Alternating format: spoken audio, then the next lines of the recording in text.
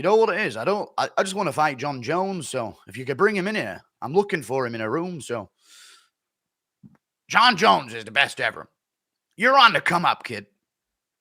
You know, Tom Aspinall, you're coming up. I'm the interim world champion. I've defended my belt. I'm literally 2 fights away from being the heavyweight GOAT. If he beats the winner of Jones Jones, and then beats Cyril Gane in a defense, he's probably the heavyweight GOAT if he dips. If he then beats Pereira moving up, he is the heavyweight GOAT. And Dana has the audacity to say he's on the come up. He's right there on GOAT status. Insane to me. The Sphere being a good card, it's not at all. Neither will happen ever. The Sphere is not bad. It's just not a monumental card. The Sphere is like, yes or no. The Sphere is a great fight night card in a crowded arena with O'Malley Marab on the top of it. Take away O'Malley Marab, I'd be like, damn, this fight night's good. Holy moly. It's got a title fight and Lopez Ortega. Whoa. This is a really good crowded fight night card. And then they just stick O'Malley Marab on top, and now it's a monumental pay-per-view, the likes of which we've never seen before. I mean, come on, if it didn't have O'Malley Marab and it was a fight night, O'Day Osborne would be a feature fight. So that's like a fight night. A weak one at that, with like very top heaviness to it. It'd probably be Ribovic versus Zellhuber, but you know what I mean. It'd be on the main card, O'Day Osborne. That's still bad for a fight night. Is it be possible to move Rob Hamzat to the Sphere? No. The Abu Dhabi would throw a hissy fit, tell the UFC they're not doing the card anymore, and delay it to another time until the UFC comes up with a replacement. Just like they did with the Saudi Arabia card. Remember when the UFC had a card put together and they said, we're not doing it, we're cancelling it, and we're doing it at a later day until you give us a good card. And then they brought forward Whitaker versus Chimaev, actually. Perfect example. So, no, the UFC will bend over for the Oil Princes, even though they don't have a single capable fighter out of their ilk at all. Wish your reporter would ask Dana some hard questions, like why the f he made 3 good fights and random Mexicans and expected to sell out full-price tickets. I know. Dana White is. They're lowering the ticket prices, so eventually they're just going to have like $200, $300 ticket prices for people that are just there at the time.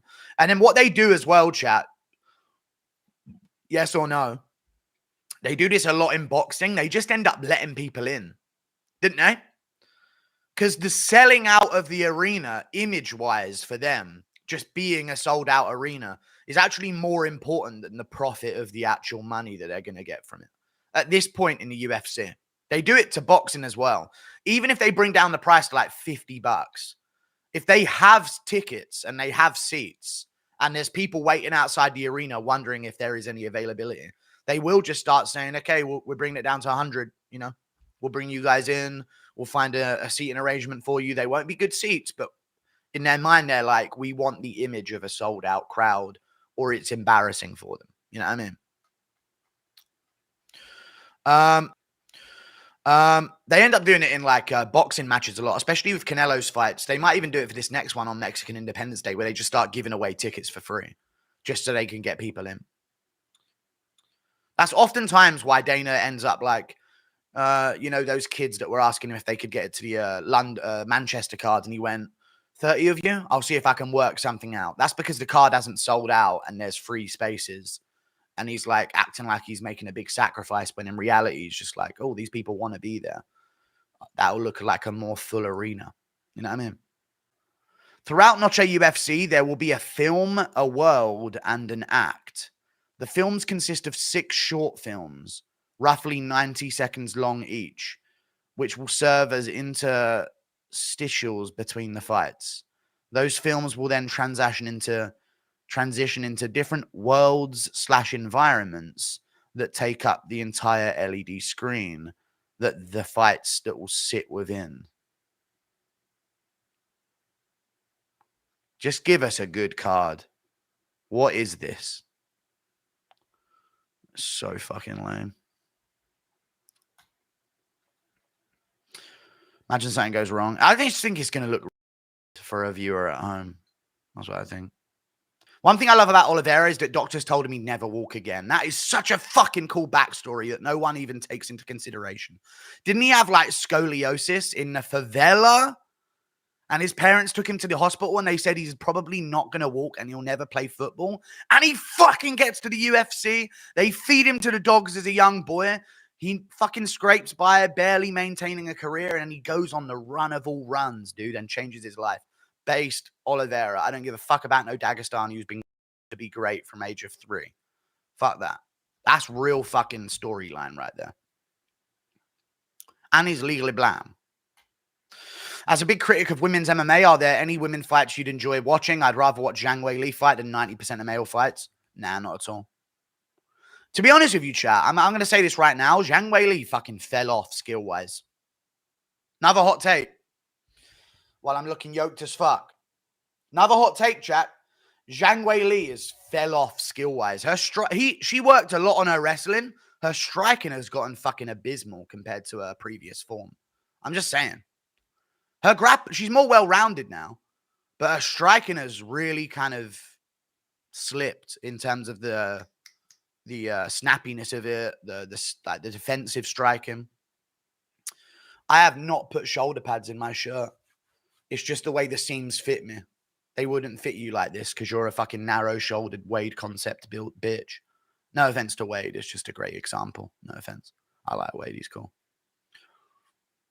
I do need to keep working shoulders. I need to fill out these pockets on the side. How did you see the whole Jones promo? Dana had Dana White's Contender Series.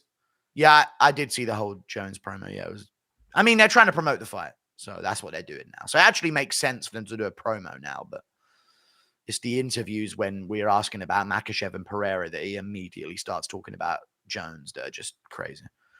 Thank you for the $5. You see they did a 3-minute ad for Jones during Dana White's Contender Series for no reason. It's not no reason, no. They're going to announce it. They're just... but it's weird glazing, isn't it? But Dana knows what he's doing. It's going to go viral because he's glazing again. They're playing into it now, I feel like. So it's no fun to roast them for it. They ruined the joke. I know. But here's the thing about that Jon Jones promo. I know, yeah. You know what's weird? I watched it, yeah. It didn't even have a fucking announcement on it. I thought, like, listen, if they announced MSG November at the end, I'd be like, okay, it makes sense to make a Jones promo. This is their big announcement. They did it on the Contender Series. But it just didn't make any sense that they didn't announce anything at the end still. You got to accept my chat request so I can send it? Ugh. Someone else already sent me it, mate.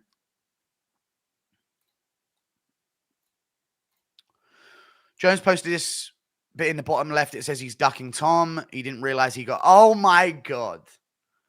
Someone sent John a clip of the promo to post on Twitter. And in the bottom left corner, in very, very fine writing, they wrote, I am ducking Tom Aspinall. And Jones did not realize that he posted it. And then he got... and then he deleted it. Nice. Hopefully that's true. Thank you for the 10 Canadian dollars. It's actually crazy how big the UFC is, considering how terribly they're running the company. There is no promo. There is no promo. There's a clip package that they put out and edit that's not even good. Like, TikTokers make better edits of fighters. Like, the best edits are from some random on Instagram most of the time, right? So they make weak promos. Card management is shit. No hype leading into DDP versus Izzy at all. Where was the face-to-face interview of Izzy and DDP? I don't want the only interaction two fighters have to be when they're basically on weight at a press conference for 20 minutes while the rest of the fucking media is busy asking some random down-the-carder question. We need to bring back face-to-face interviews where they're both in a room with a mediator and they're fucking talking about it. Till and Masvidal, chat, had zero fucking beef in their fight. It was such a cool face-to-face. The moments that they had where Till said, I won't be satisfied unless I knock you out. And then Masvidal looked back at him and said something like, I like that. And they both looked at each other and just went. And it was just a pause. Those moments are way fucking better than anything the fucking UFC is doing promotion-wise. I don't know why they don't do it. And when I run the UFC, it's going to be a little different around there. And insult MMA Central to bring back the intro, please. What, do we need to fucking terminate your channel, do you?